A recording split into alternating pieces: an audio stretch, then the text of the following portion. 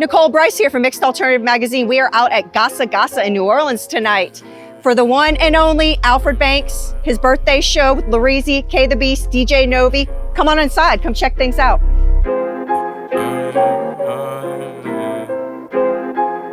Hey, coming out, hey, coming out hard like 8-ball MJG, everything, yeah, we did everything from A to Z, we fly, yeah, we been flying, that's so plain to see, look at all, yeah, look at all these niggas that can't compete, wanna ball, yeah, getting these racks, it ain't no thing to me, work hard, yeah, on my grind and ain't no change in me, spell it out, yeah, G-O-A-T, what I aim to be, run it up, yeah, and if you can't, then you can't hang with me, flew your girl out to my city. So DJ Novi got a few questions for you. Okay. So first question, your sets have a way of blending energy and emotion seamlessly. Okay. So what's your approach to curating a vibe that keeps people moving while still telling a story? So the way I like to approach my sets and my music is play stuff that I usually want to hear myself. So if it's something that I want to hear, it's something that I usually guess that most other people want to hear as well. So from the time I started in college with my one house party, my big Mac computer, it was just playing records that I owned and I just had and I thought sounded good and they sounded good out loud. So one thing led to another and you just kind of kept practicing and messing up and practicing and eventually you kind of find your style, and I did and became really good at it, and here we are. So it's just mainly kind of playing stuff that I enjoy, because if I enjoy it, then other people are going to enjoy it as well. I can relate to that, absolutely. And so as a DJ, you're often the connector between artists and the crowd. Now, how do you read a room and how much of your set is planned versus improvised? That is always kind of a loaded question, response, answer, because you can go into a set saying, I'm going to play the first 6 records are going to be this, and then I'm going to play this next, and then at this point I want to play this type of music, but your audience will kind of dictate what they want to hear, and you never know what you're going to get with kind of the crowd you're going to receive. It doesn't matter if you're doing a wedding or a kid's birthday party or a bar mitzvah or anything. The vibe could change, your ideas could change, things change on the spot all the time. There's so many stories that I can recall where I said I was going to do this, and when I got into the moment, something else happened. And it wasn't necessarily a wrong thing. It was just, this is where it took me and this is where we went. And everybody still loved it all the same. But you do kind of have that wonder in another universe, what happens if I did follow through with the set that I had or planned out and kind of see what the crowd reactions would be there. But plan versus improvise, I say that's always a case by case. You never really know. Like in case of point tonight, I kind of don't know what I'm gonna do. But I have an idea, but I kind of let the crew and the vibe and everybody tell me what they want to hear. I'm going to play some stuff that I think they want to hear, but they're going to kind of respond to me and tell me what else they want to hear as well too.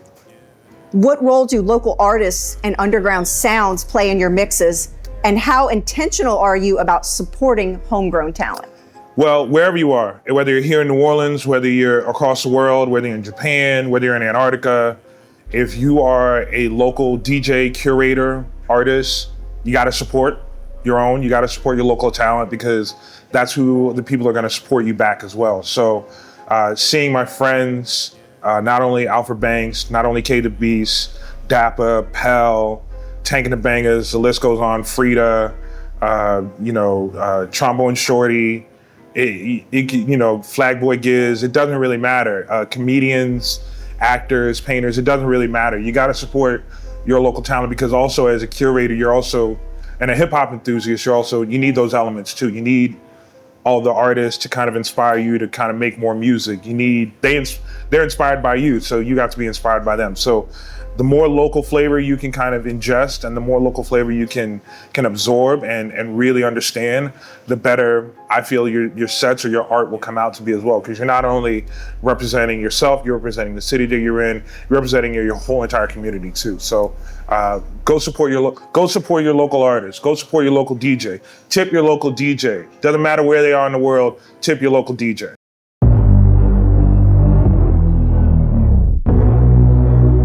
Is that Kaye the Beast? Yo, I don't need the disrespect. I've been doing more or less. They don't give me no advice if you not really getting checks. Rappers wanna be successful, but they skipping all the steps. You can't pay to be on a mixtape that nobody heard yet. Yo, I'm just being honest. Why y'all rapping about commerce? All right, so your name alone sets a tone. Kaye the Beast.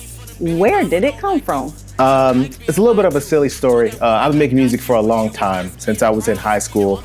And I had a friend that I make music with. And we started off like a lot of people kind of when I started making music was we rap on other people's beats. And so I think it was like my friend was doing a riff on like a DMX verse and he called himself the Beast. And instead he put my name there. And so since then I've been calling myself Kaye the Beast. So now, next question. Your verses hit hard. How do you channel real life experiences into something that moves people? I think musically I can be pretty open and honest, probably almost to the detriment. You know, I don't really hide a whole lot. And even when I storytell, in the fictionalization of events, or I try and build things to create energy, I still base those on real emotions. And so it's really just leaning into things that I've really felt, feelings I've really had. Some of the classic like hip hop bravado, that always helps. Just kind of like looking to find my place. That kind of brings its own energy. So that's what really excites me, I think. What is one takeaway you'd like people to have when listening to your music? Ooh, that's a good question. I think I'd really like people to just experience a full and complete story. So like if you listen to an album from beginning to end, I would love for you to take kind of a journey in that realm. The same with even a song. I want you to be able to see where I started and kind of see where I end things. I think that's something I felt in a lot of my favorite music, no matter if it is a song or if it's an entire album or even an EP, 4 or 5 records, just being able to be sent somewhere else. Kind of the same way you feel when you read a book. That's kind of what I want to do. I want to be able to transport somebody just for a little bit, for 3 minutes, 15 minutes, an hour. And in an era where image often overshadows substance, how do you stay grounded and ensure your message stays front and center in your music? I think that's mostly just about trying to continue to find and understand who you are as an artist. What's very easy is that a lot of artists can find themselves chasing numbers, which may find themselves chasing trends or popular sounds. And I think if you just stay to what is honest about yourself, about how you make your art, then you'll never have that problem. So authenticity is the way to go the whole way. And what role does vulnerability or authenticity play in your personal songwriting process? Do you ever feel pressure to hold back or push just a little bit further? I think that I navigate in a space that a lot of artists navigate, which is trying to find yourself in the middle of being escapism and tackling things that are really happening with yourself or really happening with the people you love or in the world. And so being able to kind of walk that tightrope is probably what I work the most at. So being able to tell true to life stories or stories about true feelings and be able to acknowledge those things while still being able to offer some dose of escapism. I think that's why I use juxtaposition of elements so much. Like it might be a crazy beat, but I might be softer than normal, or I might say something that's a little bit crass, juxtapose something sweet, kind of just to change the energy and make some of that stuff more palatable. If you could describe your music in just 3 words, what would they be and why? Ooh, quirky, moody, triumphant. I love that. Perfect. Thanks. Thank you.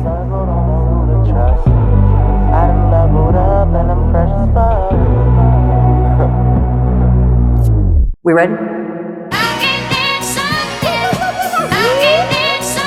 I feel liberated, feel like a baby, feel like I'm trying to scream the message from the basement. Time to fight a spaceship. Maybe I'm K West, B Best, Malcolm X, and Lakers of New Orleans, nigga shapeshift. Mind with it, time to ride with it, touch the sky with it, we can fly with it. Bow. We are sitting here today with Reezy. We are in New Orleans at Gasa Gasa. Got a few questions for you today. So first question, Your sound blends sharp lyricism with smooth Southern rhythms. So how do you define your lane in today's hip hop landscape? That's a great question. I define my lane just by being myself. It's hard to be somebody you're not. It's easiest to be yourself. So I just like to exercise that, exercise who I am, what I enjoy, what sounds I like. I just like to bring it to the forefront. So there's a rawness and confidence in your delivery. And is that something that's always come naturally, or was it shaped through personal growth and experience? I think it happened over time. As I kept making music, I just started believing in myself more. And I think that displays over the music. I just started feeling like, you know what, I really am him. Maybe I am the greatest. And with that in the back of my mind, I give that energy when it comes to rapping. Lots of releases. So tell us about this latest. The latest release is with PJ Morton, Part of Me, I'm Different. He fully produced it. We went to Bogalusa, Louisiana, in the studio that he has in the country.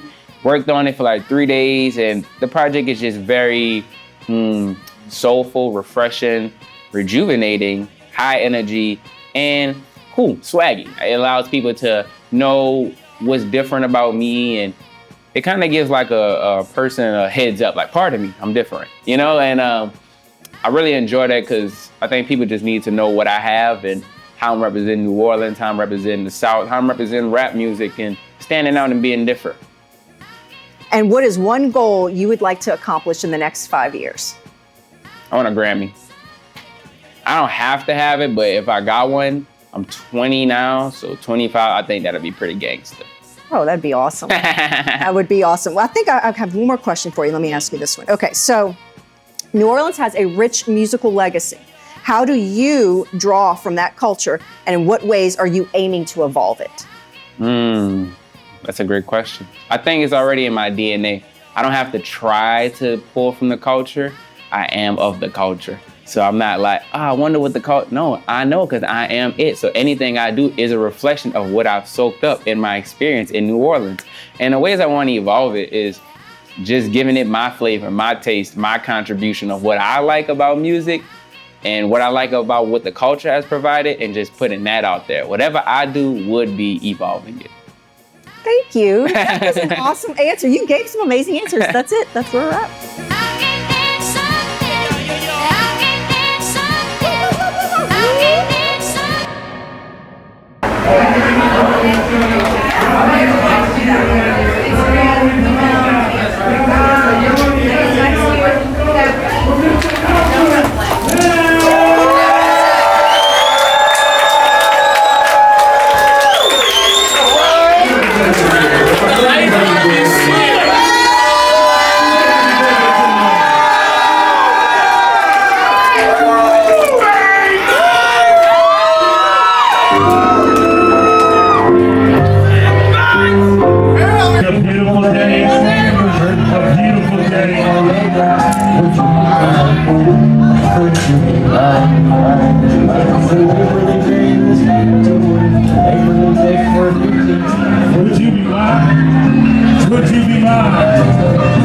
I have always wanted to have a neighbor just like you. I've always wanted to live in a neighborhood with you. So let's make the most of this beautiful day.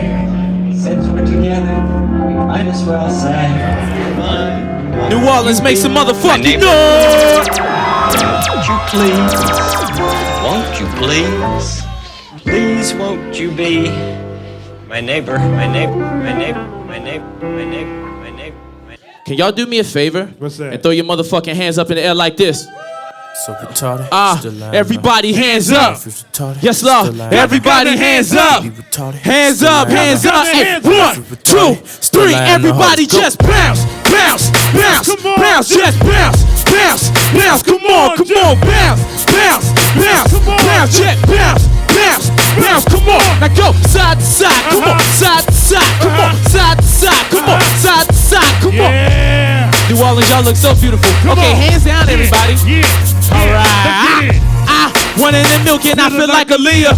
And I really mean that. It's All right, we are here with the man himself, Mr. Underdog Central, Alfred Banks. It's his birthday show. We're at Gasa Gasa in New Orleans. It's my birthday. It is. And so, how did you decide on the lineup for this show? I decided on, so every year, kind of for the past 3 years, I think, I've been doing a birthday event. And I just haven't named it annual, whatever, you know? But every year I try to do a lineup that's like really cool. Like usually my man Kaye the Beast is always rocking. But I try to find like one or maybe two other acts that like I really like from the city to perform. If sometimes I even get like a touring artist. Like I got my man Marcel P. Black last year. But this lineup I wanted to do something kind of special.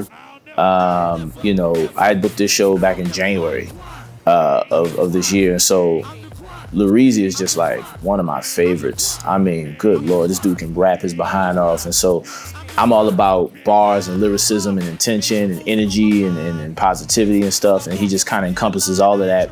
And Kaye the Beast is my brother and a half. So, you know, he's Underdog Central. So he's pretty much going to be a part of anything I have going on. And DJ Novi, that's my brother. We toured the world together, Canada and all across the U.S. and stuff like that. So I'll say we toured the U.S. together. But that's my brother. And so, you know, anything that I have going on, he's a part of it. And so I just wanted a very effective lineup this year. Just a lot of bars, a lot of emotion, a lot of honesty. And I feel like we did a great job of that. So your music is profound. And how do you walk the line between storytelling and technical prowess when writing a verse? That's an incredible question. Man, that's a... So to be technically sound is in my DNA. So that comes easy. Being vulnerable, being like profound, like very honest is something that I've learned to do over the years. And now it becomes very honest. So for me, when I open my mouth, it's just that. You know what I mean? Like it's always gonna be lyrically, like technically really good, and then I'm saying something, and not just positive music, but just like I'm saying something that's like emotionally multi-layered, you know? It just comes natural to me at this point. It's all I do. Even sometimes at the sake of commercial viability, I just would rather be honest because I wanted to feel good when I do stuff, so yeah. And from solo projects to collaborations, your range is undeniable. What's one moment in your career that felt like a true turning point for you creatively? I can't lie, man. It's a couple. I know you said one, but it's kind of a couple.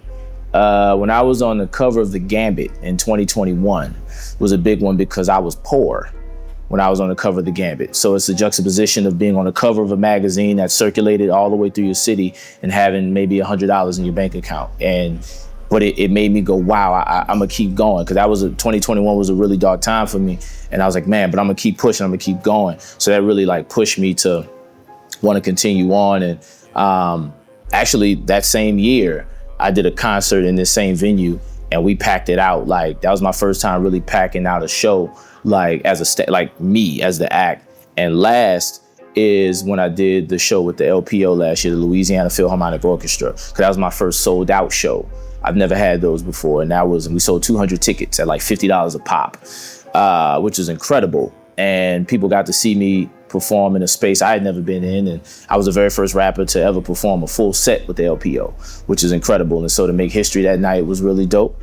So there's a few of them, man. My documentary release party, I drew 200 people on my own, which was crazy. So like those are certain moments that just made me go, wow, like this thing is happening, man. Like this is really going on and people really like what I do.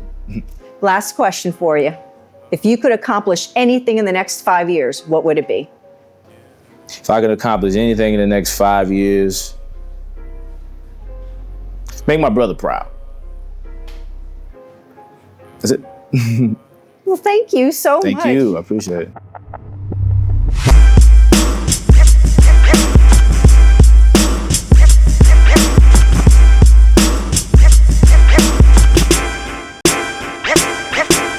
I step up in the place and everybody's asking, who was that little nigga nigga walking past me. My name Lyrics, yup, my name Lyrics. And every single thing that I'm on, I'm gon' kill it. I got my own style, so you already know it's mine.